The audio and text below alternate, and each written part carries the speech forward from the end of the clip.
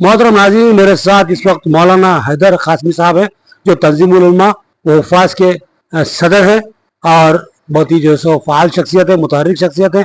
मिली समाजी फलाही खिदमत में बढ़ चढ़ कर हिस्सा लेते हैं और मुस्लिम मसाइल की नफ्स को समझते हैं और उसकी यकसुई के इक़दाम में बढ़ चढ़ कर हिस्सा लेते हैं। तो इस वक्त जो मसला हमारे सामने काबीना की तश्कील को लेकर आया हुआ है, काबीना की तोसी को लेकर आया हुआ है, दोनों मरहलों पर भी हमारे मुस्लिम अकाबरीन को, मुस्लिम कायदीन को नजरअंदाज किया गया है।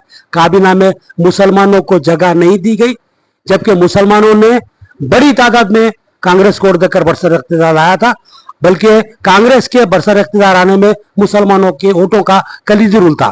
तो यहाँ पर नाराजगी का बड़मला इजहार किया जा रहा है, कोई ढकी छुपी बात नहीं है। तो हमारे मुख्तलिफ जो वजह जहाँ नाराज है वहाँ उलमा की नाराजगी भी खुल के सामने आई है। तो इसी ज़िम्मन में हम निज़ामाबाद के कुछ अहम तरीन उलमा से गुफ्तगू कर रहे हैं।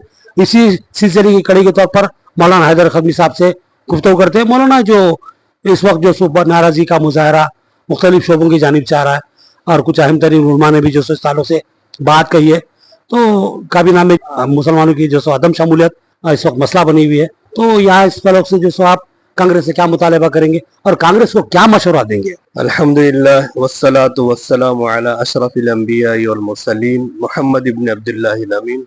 मैं इस मौके पर एक शेर पढ़ता हूँ। न तुम सदमा हमें देते, न हम फरियाद यूं करते, न खुलते राज सर बस्ता, न ये रुसवाइयाँ होती। अजीज साथियों, जैसे हमारे नईम भाई ने मेरा इंटरव्यू लेते हुए फरमाया कि इस वक्त मुसलमान शदीद नाराज है, काबीना में जो तौसी की गई है उसमें मुसलमानों को कोई शामिल नहीं किया गया, ये सरासर नाइंसाफी है।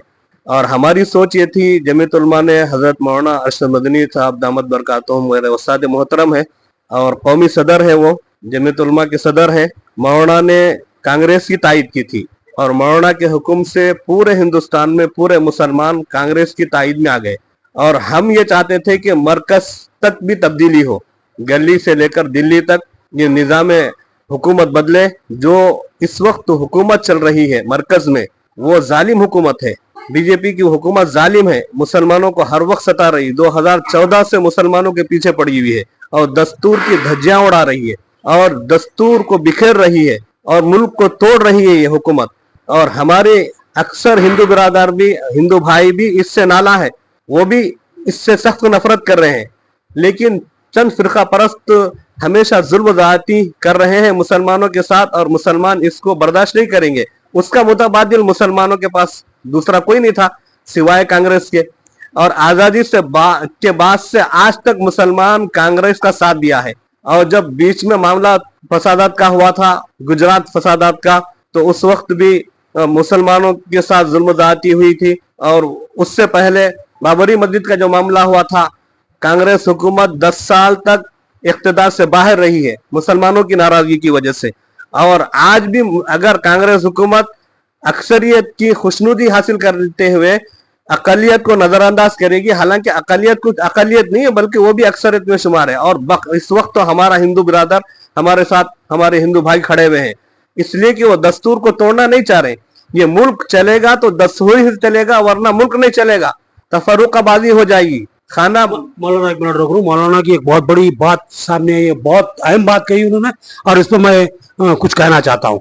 ये कि मुल्क की दूसरी बड़ी अक्सरियत मुसलमान है और दूसरा बात उन्होंने बहुत बारीकी से कही थी कि मुल्क की जो अक्सरियत है उसमें सेकुलर जो बिरादरान वतन है उनकी बहुत बड़ी तादाद है।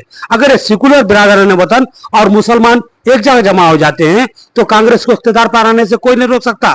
अब कांग्रेस का जो सो मामला ये है कि वो रवैया अपना कैसा रखती है, क्या मुसलमानों को और सेकुलरों को वोटों को जोड़ती है और अपने लिए इख्तिदार की राय हमवार करती है या नहीं, ये वो सवाल है जो मौलाना ने पूछा था। जी मौलाना जाए। मैं ये समझता हूँ कि कांग्रेस की नादानी है ये। अक्सर हिंदू भाई भी कांग्रेस के साथ है, जैसे हमारे निजामाबाद में देखने में आया और मुल्क के दूसरे हिस्से में देखने में आया, और कांग्रेस का साथ देना चाह रहे हैं, कांग्रेस को मरकज तक पहुंचाना चाह रहे हैं मुसलमान, ताकि अदल और इंसाफ कायम हो जाए।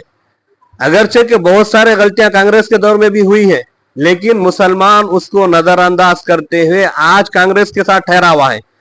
और राहुल गांधी साहब का जो नारा था कि मैं मोहब्बत की दुकान खोलने जा रहा हूं, मोहब्बत की दुकान तो खुली नहीं, नफरत ही नफरत पूरे मुल्क में, हमारी रियासत में खासतौर से फैली हुई है।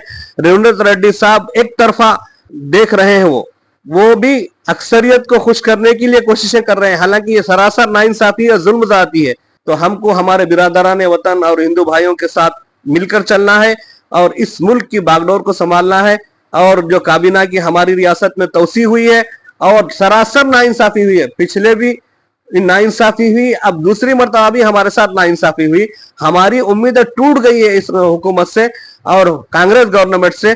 हाईकमान को सोचना चाहिए कि रविंद्र रेड्डी साहब अगर गलत कदम उठा रहे हैं, एक बड़े तबके को नजरअंदाज कर रहे हैं, तो राहुल गांधी को, प्रियंका गांधी साहिबा को और सोनिया गांधी साहिबा को यह गौर फिक्र करना चाहिए कि मुल्क इस अंदाज से नहीं चलेगा।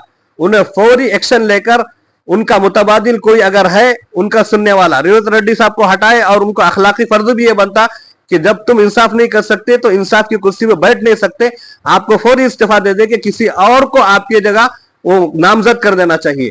मेरा ये मुतालबा है। मौलाना हैदर कासमी साहब थे जिनसे हम गुफ्तगू कर रहे थे, तो उन्होंने जो बात कही कि अगर तुम इंसाफ नहीं कर सकते तो इंसाफ की कोर्ट की कुर्सी पर बैठने का आपको कोई हक नहीं है, आपको ये कुर्सी खाली करना चाहिए, या नहीं तो फिर मुसलमानों के साथ इंसाफ होना चाहिए, उनको उनका हक दिया जाना चाहिए और रियासती काबीना में किसी मुस्लिम कायद को शामिल करना चाहिए। ये वो बात थी जो मौलाना हैदर कासमी साहब के जरिए हमारे सामने आई।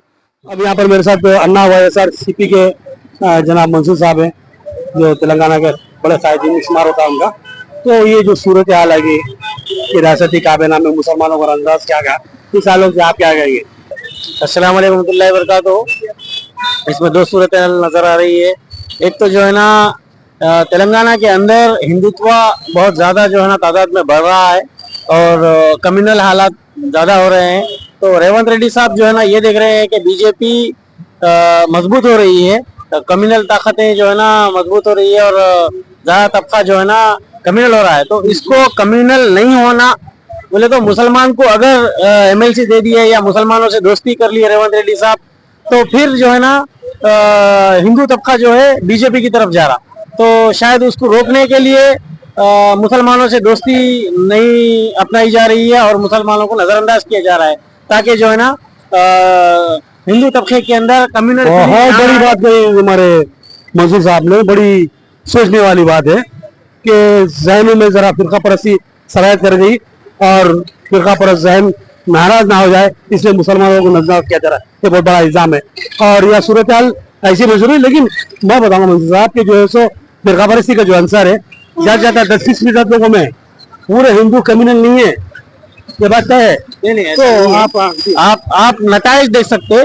हुजराबाद बाई इलेक्शन के अंदर ईटल राजेंद्र साहब के रिजाइन करने के बाद वो पहली सीट थी तेलंगाना के अंदर, उसके बाद लगातार सीटें बढ़ती आ रही है।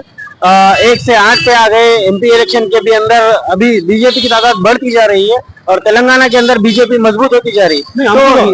फिर एक बात बोलूंगा आपको, मैं जो मानता हूँ, जो आप हवाले से निश्चित होंगे, यहाँ पर एंटी पार्टी एक्टिविटीज भी हुए और जो है जो एंटी कमेंसी जो रहती गवर्नमेंट की वो भी रही। तो उसमें जो क्या है, कुछ हल्के जीतने में कामयाब हुई बीजेपी।